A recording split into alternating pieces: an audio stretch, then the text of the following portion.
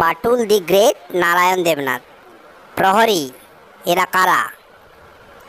এরা সময়ের আগেই বিনা অনুমতিতে জমালয়ে এলো কী করে?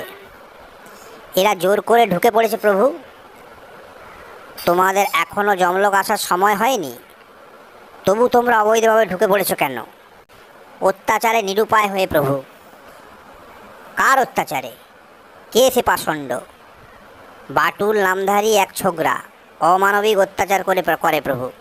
আমাদের স্বাধীন কাজকর্মে বাধা দিয়ে সব সময় ভুন্ডুল করে দেয়। আমাদের কাজ হয়তো অনেকেরই পছন্দ হয় না, তাই বলে ও আমাদের কাজ ভুন্ডুল করে দেবে? বলুন প্রভু, তোমরা ওই একজনের বাধা প্রতিরোধ করতে পারো না? আপনি আপনি কি জানেন না যে ও কী জিনিস? ওর মুখোমুখি হলে টের পাবেন ও কি। সামান্য একটা ছেলের ভয়ে তোমরা আমার শরণাপন্ন হয়েছ? হ্যাঁ প্রভু, আপনিই পারেন সময়ের আগে ওকে যমলোকে নিয়ে এসে আটকে রাখতে। আমার পাঠানো যমদূত তাকে চিনবে কি করে? তার কোনো প্রতিকৃতি আছে? হ্যাঁ আছে প্রভু। এই যে প্রভু, নিন। কিন্তু সাবধান, ওর বিরুদ্ধে কিছু করলে ও আপনাকে গদিচ্যুত করে ফেলতে পারে। আচ্ছা, ও যদি বেশি সমস্যা করে তাহলে এই পদাঘাতে ওর সিদ্ধারা ভেঙে দেব। তোমরা এবার সস্থানে প্রস্থান করো, আমি এর ব্যবস্থা করেছি।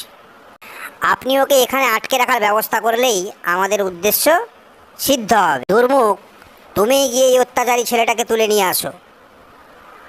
আদেশ শিরোধার্য প্রভু। যাব আর তুলে নিয়ে আসব। এবার বাটুলদা জমপুরিতে ফাটকে আটক থাকবে আর আমরা দুষ্কর্ম চালিয়ে যাব। তো দুর্মুখ পৃথিবীতে এলো, এখানে দাঁড়িয়ে বাটুলের উপর নজরদারি রাখি। খুঁজছি, ওই তো সে যাচ্ছে।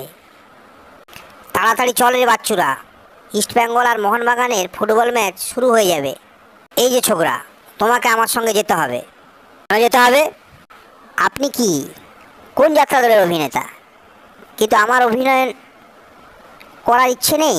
যাত্রার দলে নয়, যমরাজের আদেশ তোমাকে জমালয়ে নিয়ে যেতে এসছি। ফুটবল ম্যাচ দেখতে যাচ্ছি, কোথাও যাবার সময় নেই। তো যমরাজের আদেশ অমান্য করলে অস্ত্র প্রয়োগেরও নির্দেশ আছে। থাক, এখন যাওয়ার হবে না। আদেশ অমান্য করে অস্ত্র প্রয়োগে তুমি বাধ্য করলে এই নাও তবে বর্ষার আঘাত। আর বর্ষার খোঁচা বেড়ে সুড়সুড়ি দিয়ে বর্ষাটা নষ্ট করার কোনো মানে হয়? এ কি, আমার বর্ষার এ কী হাল হলো?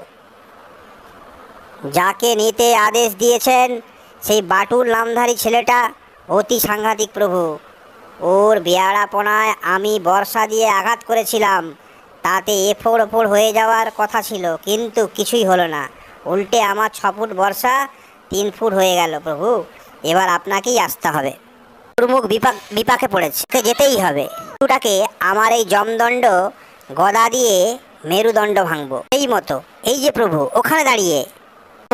কোথায় সেই দুর্বৃত্ত যে আমার আদেশ অমান্য করে? আবার কে গো? Batul the great. ও তুমি তাহলে সেই অভিযুক্ত যে আমার আদেশ অমান্য করছো?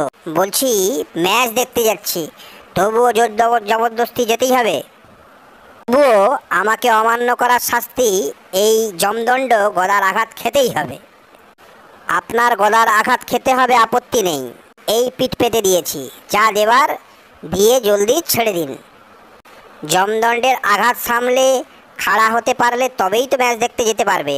আউ গদাম, আমাদের এখনই এই স্থান পরিত্যাগ করা উচিত প্রভু। ঠিক বলেছ দুর্মুখ, যেখানে বর্ষা খোঁচা খেয়ে দণ্ডের মুন্ড উড়ে যায়, সেখানে বেশিক্ষণ থাকা মানেই বিপদ ডেকে আনা। অতএব ওকে নিয়ে গিয়ে কাজ নেই, আমরা পালাই প্রভু। ব্যাপার কি বলতো বাচ্চুরা, তোরা বুঝলি কিছু? না বাটুলদা, তবে মনে হয় দুষ্ট লোকেদের তোমাকে সরিয়ে দেওয়ার ষড়যন্ত্র।